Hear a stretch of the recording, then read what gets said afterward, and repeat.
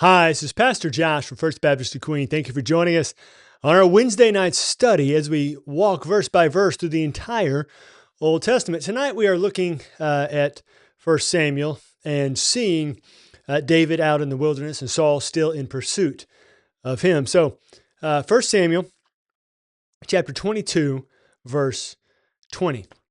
But one of the sons of Ahimelech, the son of Ahitub, named Abiathar, escaped and fled after David. And Abiathar told David that Saul had killed the priests of the Lord.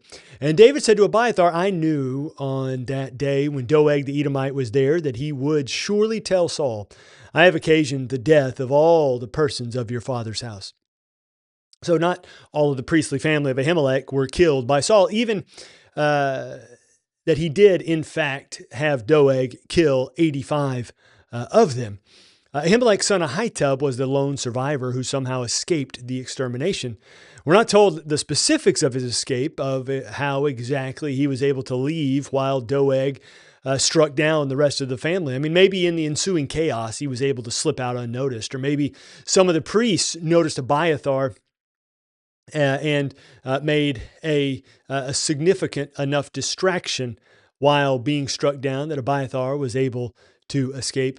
However it happened, the truth of the situation is that the Lord was protecting the priestly line because he still had work for them to do. So Abiathar fled from the slaughter at Gibeah and from Nob and made his way out to where David happened to be. Now, if you remember from last week, it is not at all easy for David to hide anywhere in the country. Not only is he very recognizable, but he is also carrying around his weapon, the sword of Goliath, which is also just as recognizable.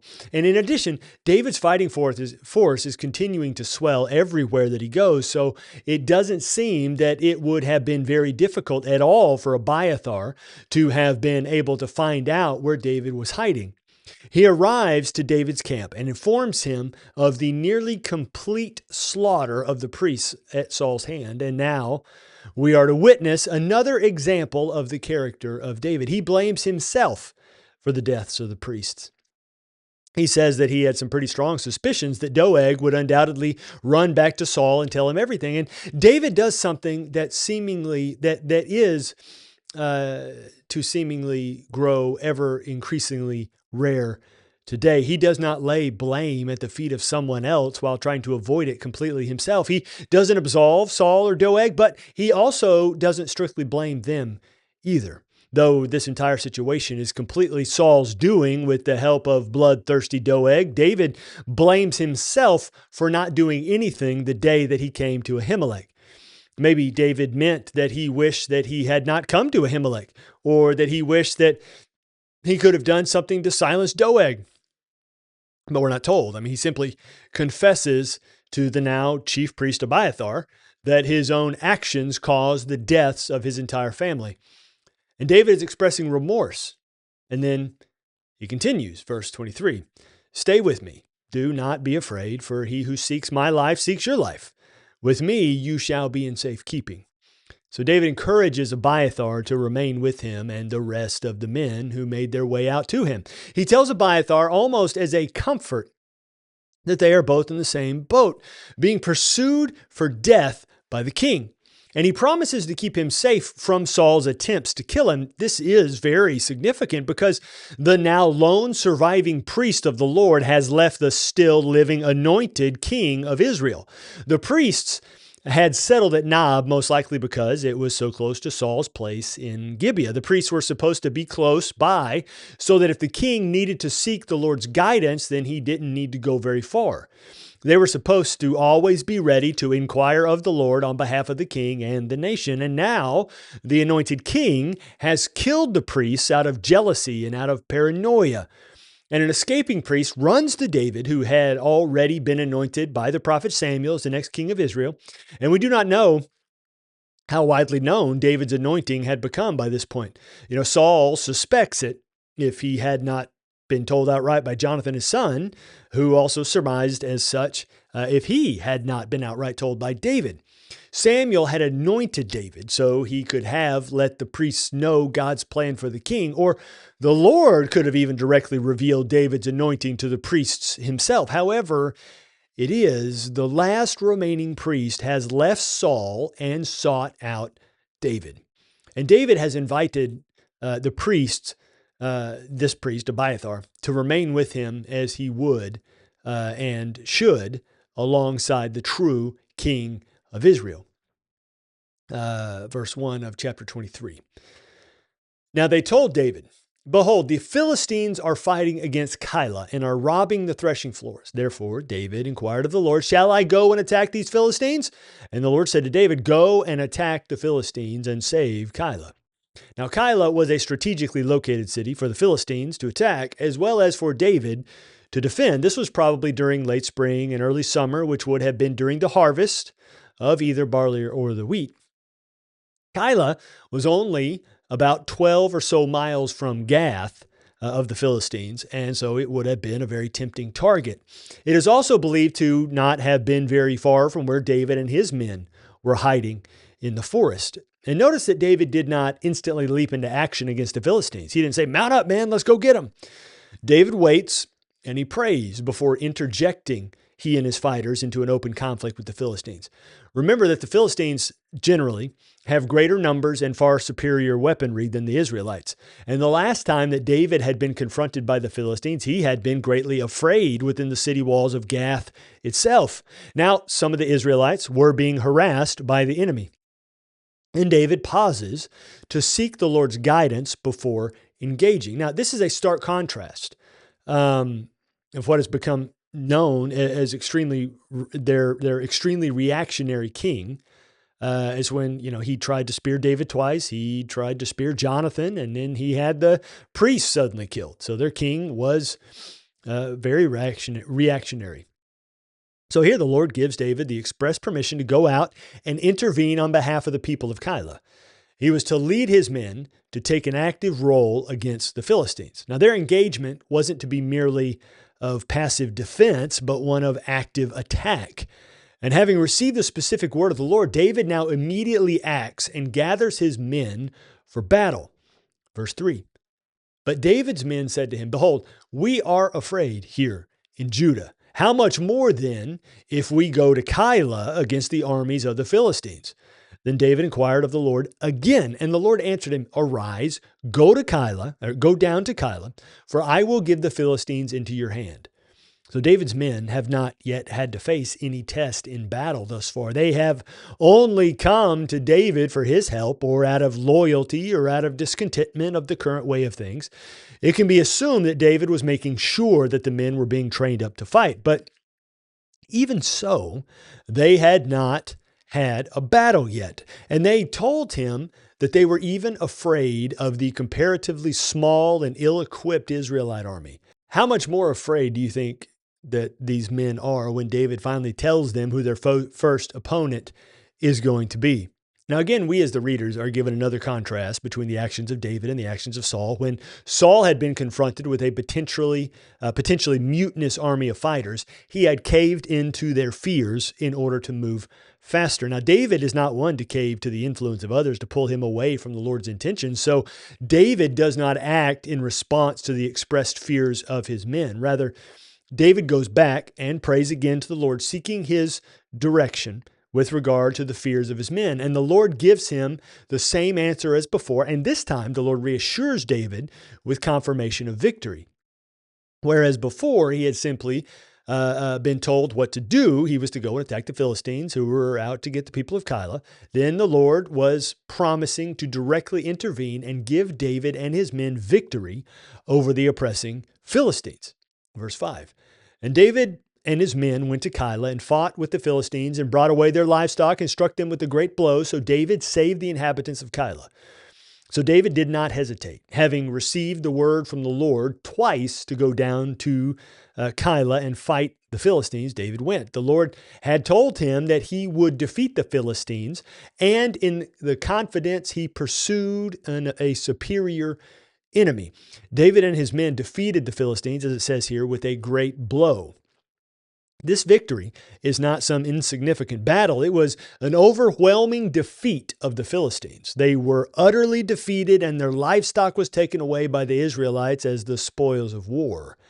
Now, several of the commentaries suggested various possibilities for the presence of this livestock. I mean, if the Philistines were merely going to Keilah to steal the harvest, why would they bring livestock?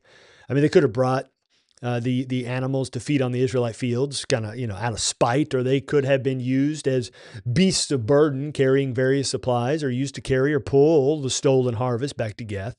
They could have also been an anticipated food supply if the raid took longer than expected. So we're not told specifically, but we do know that the Philistines were defeated handily and quickly. They didn't have time to force their animals to run, nor did the animals have time to simply flee from the oncoming forces of David. And the end result of the battle was not just the removal of the Philistine threat, but a saved people of the city of Keilah, who you think would now be gratefully loyal to David and his men. Verse 6.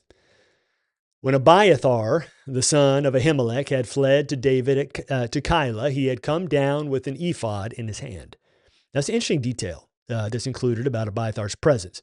While his defection from Saul to David carried with it much significance related to hearing from the Lord, his carry-on, the ephod, explained the weight of the significance. The Old Testament's ephod, as described in the law, was to be worn by the chief priest. The ephod was to have 12 stones on it that represented the 12 tribes of Israel being before the Lord. And then behind the ephod was a little pouch that held the Urim and the Thummim. There were lots, which were to help determine the Lord's will on specific issues. There was an ephod at Nob that Ahimelech had, and behind which he had hidden the sword of Goliath, back in chapter 21, verse 9. This could have been that ephod, but it could just as easily have been another one. If this was the ephod from Nob, he could have, Abiathar could have run back through the area when he escaped and grabbed it to protect it from Saul's purge as he was using Doeg. It could have also simply been a different ephod that maybe he had brought with him in a bag, or that he had stashed somewhere just in case. Or maybe he had gone somewhere and created a new ephod to be used for David, specifically for David, assuming that Doeg had defaced and desecrated the one at Nob. Whichever way, he had an ephod now, and he shows up seemingly after the battle, carrying this ephod down to where David was at the time. Verse 7. Now it was told Saul that David had come to Keilah, and Saul said, God has given him into my hand, for he has shut himself in by entering a town that has gates and bars. And Saul summoned all the people to war to go down to Keilah to besiege David and his men. Saul has just had all of the priests of God executed, save one that he doesn't know about. So he believes that he has just killed all of the priests of God, and now he believes that God is blessing him with the victory that he wants. Never mind that he's already been told that his family will not receive an extended dynasty. Never mind that he has come to the conclusion that the Lord has chosen David to be the next king.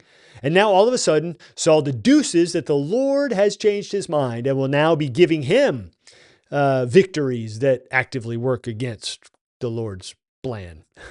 It's really a dangerous thing to attempt to give God credit for our own ill-conceived plans that spring from a sinful heart. We should be conforming our hearts to God's plans, not conforming his heart to our plans, which is exactly what Saul proceeds to do. He wants something sinful really badly, and when it seemingly is happening, he decides it must be God giving him what he wants. So he conscripts the eligible people for war against the town of Keilah, all because he has been told by his seemingly extensive network of informants that David is within the walls of the city. Saul intends to shut the city, seal it off with siege works, possibly disrupting incoming supplies. Cutting off supplies would seem to imply that Saul's going to ask for David to be turned over to him. Verse 9.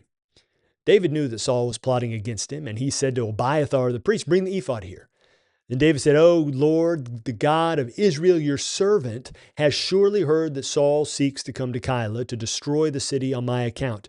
Will the men of Keilah surrender me into his hand? Will Saul come down as your servant has heard? O Lord, the God of Israel, please tell your servant." And the Lord said, "He will come down." So somehow, David catches wind that word is circulating about his whereabouts being in Keilah. There would seem to be an extensive network of informants or maybe gossips that keep both sides well appraised of the other's movements. But David doesn't seem to want to fully trust whoever has relayed this information to him, so he calls in Abiathar the priest and tells him to bring the ephod with him when he comes. This lets Abiathar know that David has a question for the Lord that he needs answering. So Abiathar casts lots from the pouch behind the ephod at David's question. But notice that David doesn't simply ask one question. It's almost as though under the current intense climate that David cannot help but blurt out everything that is on his mind before receiving an answer to the last question. And so at this, God answers just one of the questions. He doesn't even respond to the other part of the question. David wants to know if Saul was indeed coming and if the people that had just been rescued would betray him. And through Abiathar using the Urim and the Thummim, God tells David that Saul really is coming, but he doesn't answer whether or not the city will betray him. So David asks the question a second time. Verse 12. Then David said, "Will the men of Keilah surrender me and my men into the hand of Saul?" And the Lord said, "They will surrender you."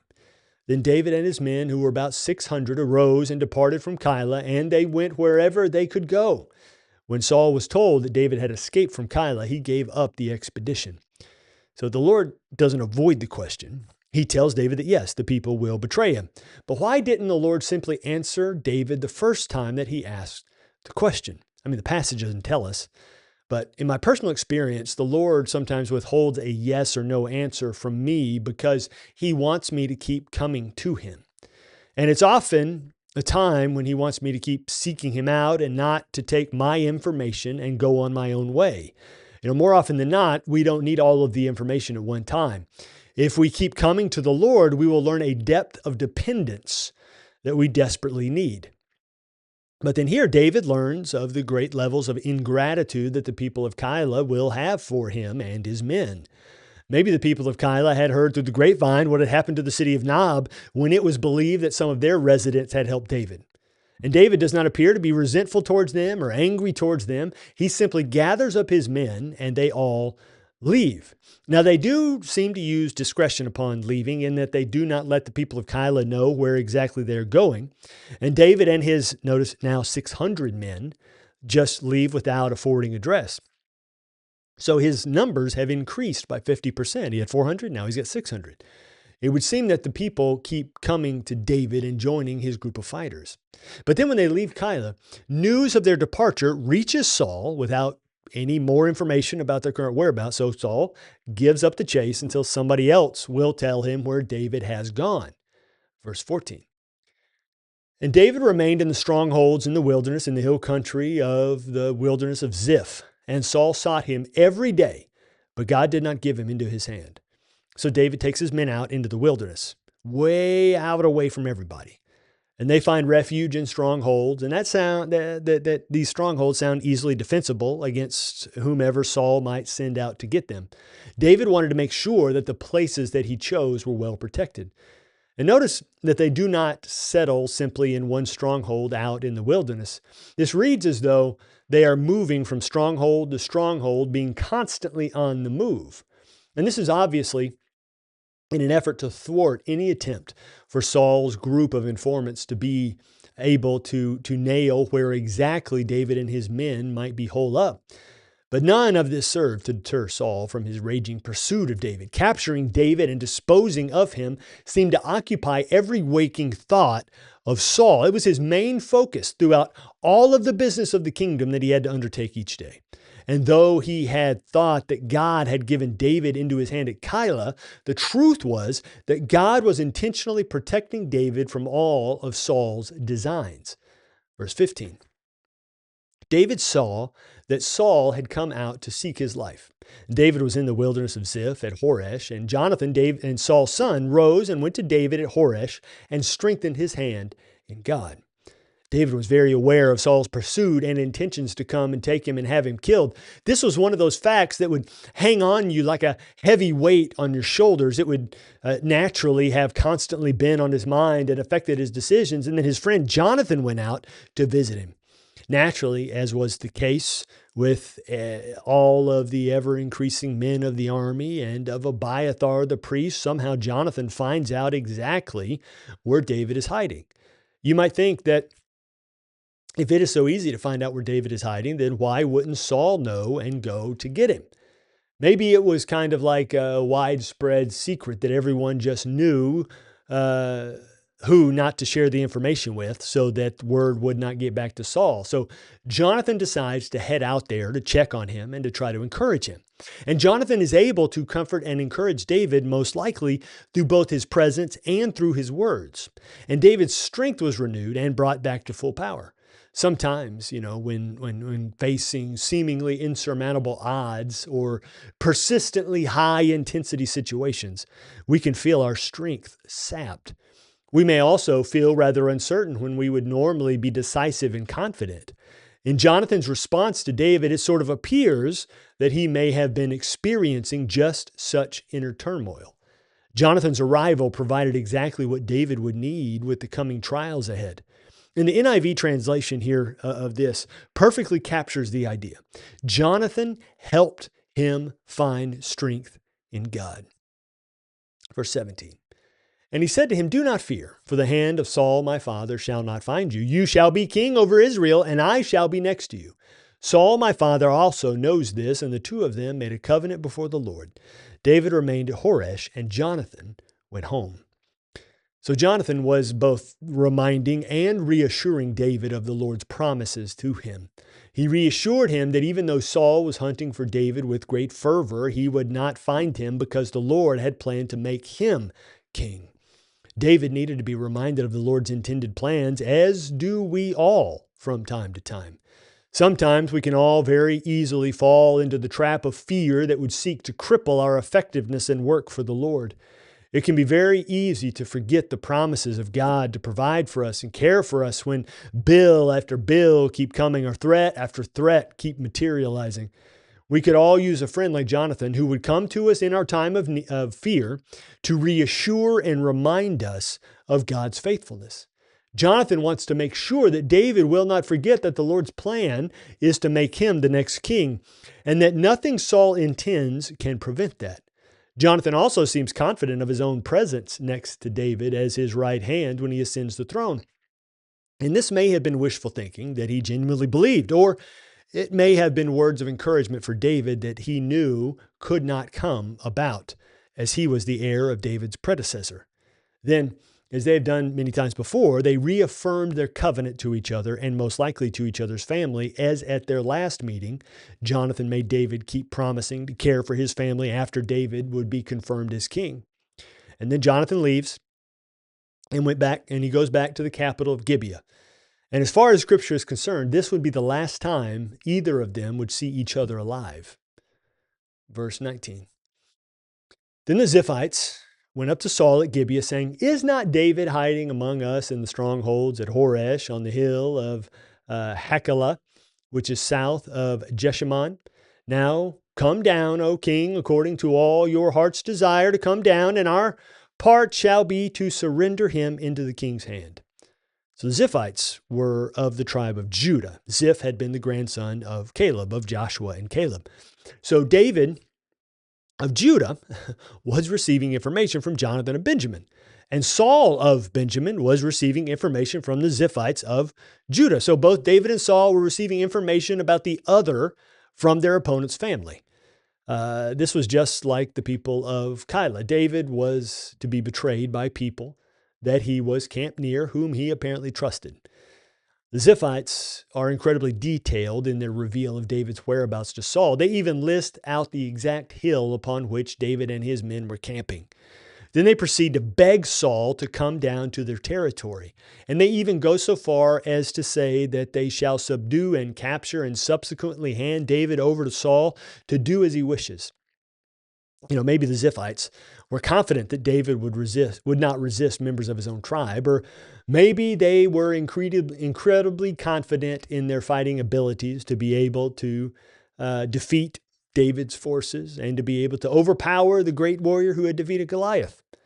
Either way, it is quite presumptive to think that they would be able to peaceably hand David into Saul's custody. Verse 21. And Saul said, "May you be blessed by the Lord, for you have had compassion on me. Go, make yet more sure, know and see the place where his foot is, and who has seen him there. For it is told me that he is very cunning." So Saul invokes both the name of the Lord and the Lord's blessing on the people who have just betrayed one of their own tribesmen and the Lord's anointed.